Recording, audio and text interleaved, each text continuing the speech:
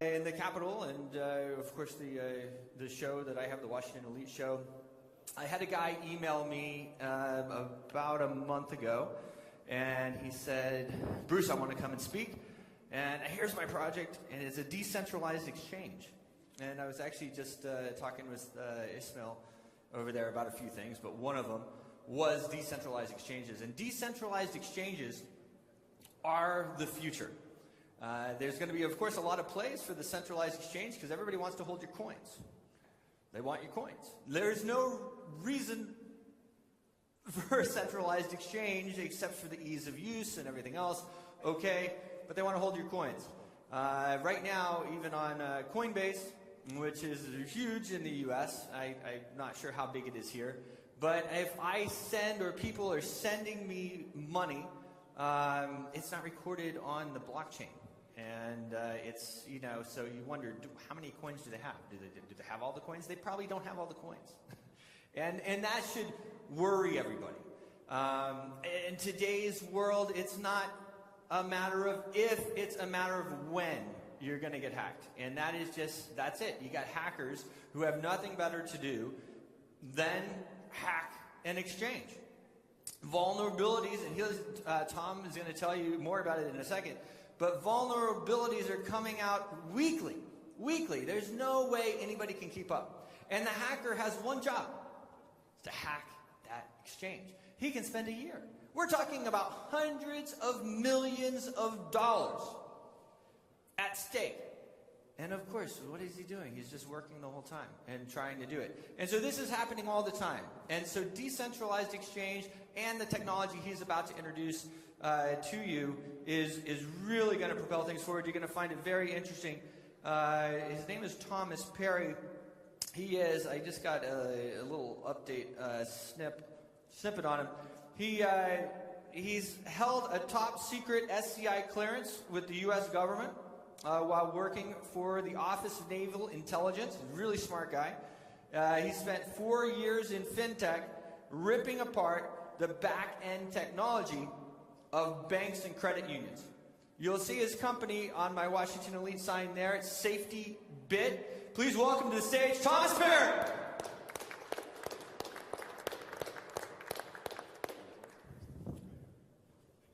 Sir, stage is yours. All right. I think we're working on getting the PowerPoint presentation up and running for this. Okay. I think maybe we should start with probably the most common knowledge piece about cryptocurrency exchanges and about the world at large, and that is, of course, web technology. And the basis, let's do a level set. Let's understand what web technology is. Web technology is anything with www in front of it. Okay, that's anything that's a browser that involves HTTP messaging and a web server. So that's pretty much everything in the world today.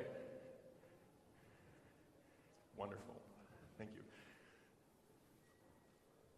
That's pretty much everything today.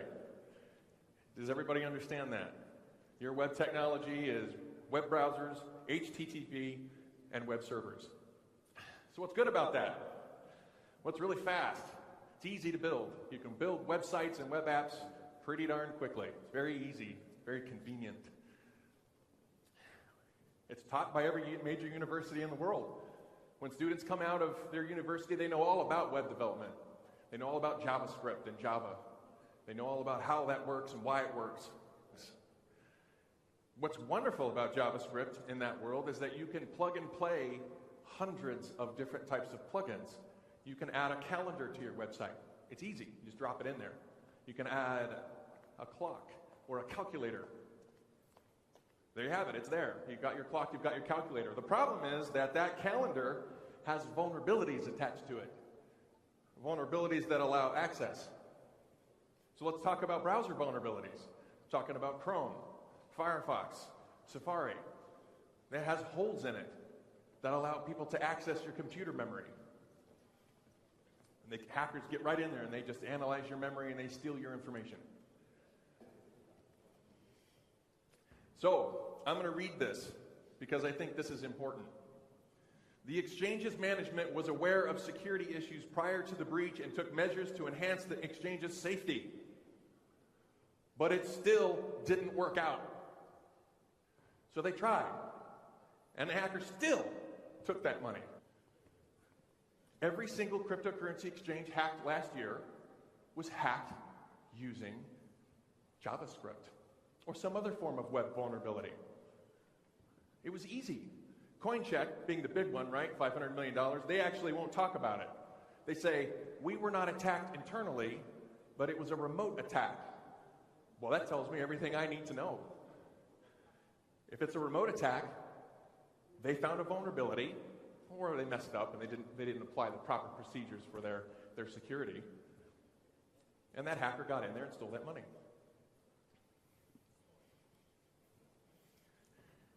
And that's it. Here we go, Thomas Berry. So here, have a seat right here. Let's. We're going to talk. We're about to go to lunch, but I just wanted to. So explain. Did anybody understand? Did people understand that? A couple. Yeah, we did. We understood it. Yeah, it's pretty. I mean, have you heard that before? No, right? It's an amazing thing. It really is. It is an amazing thing. So tell me a little bit about how you got here. What led you here? I know, you know, tearing apart the back end of stuff is pretty interesting. Yes. So so the tearing apart the back end technology of credit unions and banks was fascinating. There's a lot of aspects about the banking industry and the financial industry. They're just fascinating in terms of how they handle security. And the security aspect of that portion in some ways is very, very good. The parts that you don't see are the parts in the back end, the hosts, the ATMs even. You know, nowadays, if you wanted to hack an ATM, people are going around drilling holes in the side of the ATM so they can put a USB stick inside of it. On that USB stick is a Windows program because all these ATMs are run with Windows programs. Yeah, it's just easy to get into an ATM that way, but you don't hear about people remotely hacking it. It's because they doesn't use web technology. It uses direct socket connections. In fact, most of the stuff on the back end of the banking industry uses direct socket connections. You want a real world example of a system that hasn't been hacked? NASDAQ. It's an amazing thing. So, you know, and what they're doing with the USB thing is they get it in there into the ATM machine, and then they exploit the Windows, right? The Windows. It executes an application on Windows, and it just compromises it. Right, with so many vulnerabilities. So, it's absolutely fantastic. It's SafetyBit is the name of the company. He wants to launch all over the world, starting, I think, in the U.S. Our regulatory compliance is about $250 million. So we're going to be moving that forward. He's joining us as well in Vegas and London on the Washington Elite Roadshow. So it is really awesome. Thank you so much for coming. Yep. Thanks. Awesome.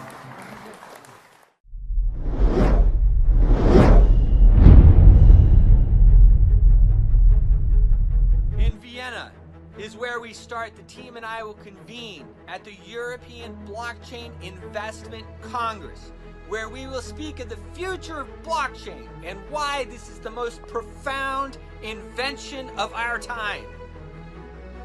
We will then descend in Las Vegas, Nevada, with a large Latin American conference. These people are investing big. They're liquid investors investing in top projects, including some of ours. From Vegas, we fly directly to London, where we meet with the top minds in the venture capital arena, including Tim Draper. We play golf at the most exclusive resort in London. It's gonna be awesome.